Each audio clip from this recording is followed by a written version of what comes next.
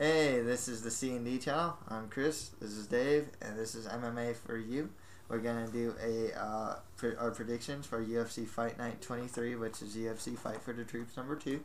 But before we get into that, we'd like to thank our sponsor, DeMarca Sunglasses of Laguna Beach. If you're ever in the area, please check it out. It's a really cool place. Yeah. Let's get started. We're gonna start with the prelims and go up to the main card. So the first fight of the night is Eve Edwards versus Cody McKenzie. McKenzie has that guillotine. I don't think he's gonna get it on Eve Edwards. Eve Edwards is a veteran, and I think he will beat Cody McKenzie. After that, Amilcar Alves is gonna fight Charlie Brenneman. This is a close fight. I'm actually gonna go with Amilcar Alves. Brenneman's a live dog here, especially with his wrestling ability, but I'm going to go with the Brazilian to take this one. After that, we got William Chicken Freire versus Waylon Lowe. I'm going to go not impressed with Waylon Lowe. Ever since that him getting knocked out by a knee to the stomach by Melvin Guillard, I have to go with Freire to win this one. Okay. After that, we got the Korean Zombie, Chan Sung Jung versus Ronnie Yaya. You're going for the Ronnie Yaya, right? What are you talking about? Of course it's a Korean Zombie. No doubt. So, yeah, Korean, Ginchi Power. Ginchi Power. Yep, I gotta go with the Korean Zombie to finally get a win in Zuffa, under the Zuffa banner. Finally. Yeah, and finally we got Mike Guyman versus Demarcus Johnson. I expect Demarcus Johnson to win this. I think he has a better striking, and I think he can hang in the ground with Mike Guyman. So, yeah, that's pretty much it with the prelims. Let's go with the main card. Okay, we got Cole Miller versus handsome Matt Wiman. Gotta go with Cole Miller, man. You know, he's just, I think he's got the length. His jiu-jitsu's really good. He's looking to finish fights, and he looked really good in his last fight against the real deal Ross Pearson. What do you think, man? Well, whatever you say, I don't give a crap. Matt will win. That's because he has better submission. I don't know about that. Well, he has good submission. Yeah. Okay? Coleman's got great submissions. Well, Micah has a great solid stand-up. It is solid. I mean, guys like Efren Escudero managed to tag Cole Miller and knock him out. Wiman, he does have the power to do so. Does he have the skill to do so?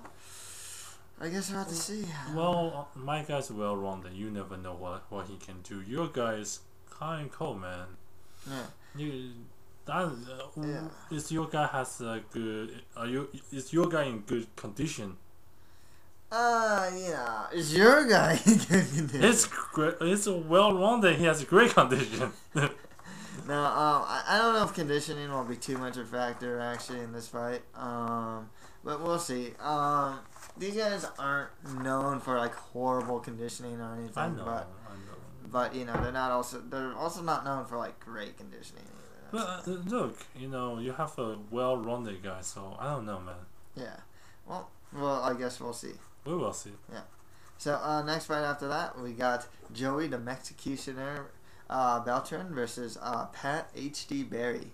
HD. HD all the way, man. Pat Berry. Oh, I was just talking about the TV, HD TV.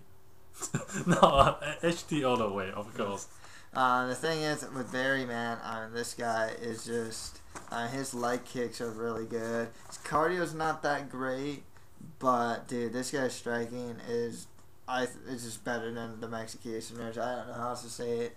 Especially those kicks, man. Yeah. Scary.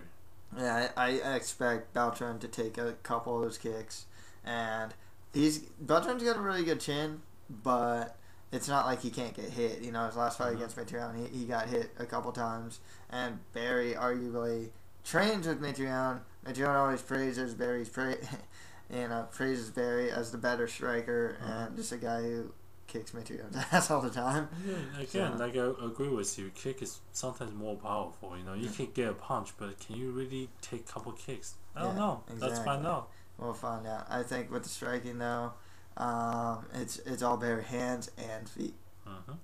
So, next fight after that, we got a featherweight fight with Mark Homnick versus George Roop. George Roop. What about George Roop, man? Huh? Is George Roop going to win? Yes. I think Mark Homnick's gonna win. He's got really good body punches, really good solid stand up. He showed against Leonard Garcia. I wish your guy to win. I totally want your guy kick George Roop's ass, but I can't say that. The reason being is George Roop kicked my Korean zombie's ass. So, but you I acknowledge his stand up, lengthy fighter. It's dangerous. Yeah, no, Roop's a lengthy fighter, and he's starting to show to use that length pretty well. Mm-hmm. And that's the thing. He's definitely one of those guys that's on the improving status. I think. He beat out my Korean zombie. Yeah. What else do you need to say? My guy's gonna be your guy. No, he's not my guy. I think he's gonna win, but he's not my guy. Beat him out, please. I don't know how you're gonna do it. He can beat the unbeatable, so I don't know. Well, the thing with Homnick, like I said, good body punches. He actually has a couple submission wins here and there too. So, but I expect the fight to be mainly a stand-up affair, and I'd like to see a good body punch by Homnick. Obviously, Homnick, he has good movement. He does use a jab pretty well. Roop's getting better at using his length very well, especially with his kicks. So, well, he's a lengthy fighter, so it makes sense for him to do that. Well, unless we're gonna see a good fight, with all the staying out, so that's good. Yeah. So. After that is the co-main event with I think this co-main event at least it's Tim Hague versus the Meathead Mitrione. The Meathead will win. Yeah, I gotta go with Meathead, man. The funny thing with Tim Hague is, man, this guy's been cut by the UFC like 2 or 3 times, and he keeps coming back for some reason. I mean, he's got some good power. He's a 265-pound guy. Good power. Been knocking out his last couple opponents. Man, Meathead though, man, this guy's a sponge, man. I mean, this guy just, he's in his early 30s. He has a lot of injuries from football and whatnot, but he's been sponging MMA, man. I mean, he gets taken down to his back. He'll try triangle chokes. I mean, he doesn't really get him yet, but just the fact that he's always trying stuff. You see him busting head kicks. He uses his length pretty well. He's a good jab. Really sneaky left. He's southpaw too. Sneaky left cross. He'll throw a double jab and then left cross. It's oh shoot. It's always interesting to see a fight that is more open, will be more spontaneous rather than they just stick with conservative method. But again, conservative method bring you a win. It is the way it is. But I like Matt because he's a sponge, like you say. Anything can happen. You don't know what the hell is going on. Yeah, exactly, man. I seem he throws a lot of head kicks and leg kicks. I mean, that's great. The thing, along with his punches. And for the conservative fighter, you don't know what he's gonna do, and that's always draw you out again. So I think he will win. Yeah, I think he'll win too. My only concern is he's only had 3 professional MMA fights. One against Marcus Jones. He's not a UFC caliber fighter. The other one was against Kimbo. Really not a UFC fighter. And then after that, he fought Joey Beltran, who's a low tier UFC caliber fighter. So Tim Hague's not some high or even a mid. He's a lower tier UFC fighter himself. So, but you give Matt more reason. There's nothing to lose. Yeah, because you only fight 3 games. So yeah, that's it. I think. Next one. Yeah, man. And we got the main event here. It's Evan Dunham is gonna fight the young assassin Melvin Guillard. He will get Roop again. I don't know about that, man. I think Evan Dunham's got this, man. I think he won his last fight against Sean Shirk, man. Well, you never know. It's not about your fighter. If he cannot finish, if he cannot finish, it's all up to the judge. What's gonna happen? I don't know. Well, that's the thing. The problem is Evan Dunham can finish, man. He's a great submission artist. Well, look at the last fight. What happened? Oh, Sean Shirk, man. Sean Shirk's freaking built like a tank. You can finish that guy. He's a tank. Yeah, but Melvin Guillard's pretty tankly too. And then he has one hit wonder, one punch KO, man. Yeah. Don't come close to that guy, man. No, he's good. He's been improving a lot too. It's a decent ground game now, so that's pretty good. Yeah. He's been. I kind of wonder how he does against Evan Dunham. But Evan Guillard, he actually held his own against like Gleason Tebow and Hanis Torres, who are Brazilian Jiu-Jitsu black belts, and he beat him. So he's definitely fixing the hole in his game. That's the thing. His takedown defense is pretty good too.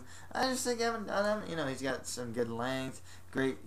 Despite the circuit loss, he's got some good momentum. Striking's greatly improved. And then his ground game is really good too. Absolutely, but I think Melvin, he been training with a great Jackson. I think he will have a better, game plan, and game plan matters. So the thing with Guillard is like when he last fought Jamie Stevens. I mean, he was fighting more on the outside. I don't think he can do that to Evan Dunham, who will try and actually take him down too, unlike Jamie Stevens. I would say this game will be more close range fight or takedown. So hopefully Melvin do whoever he be told, and then we never know. Yeah, never know. But I'm going with Dunham. I guess you're going with the Young Assassin. Of course. But I guess that's pretty much it for today. That's it with for MMA for you. This was the UFC Fight for the Troops 2 predictions. Please check out the C&D channel website, and also check out our sponsor, DeMarca sunglasses as well. Yeah. Yep. And that's pretty much it. Thank you very much. Take care. Bye bye.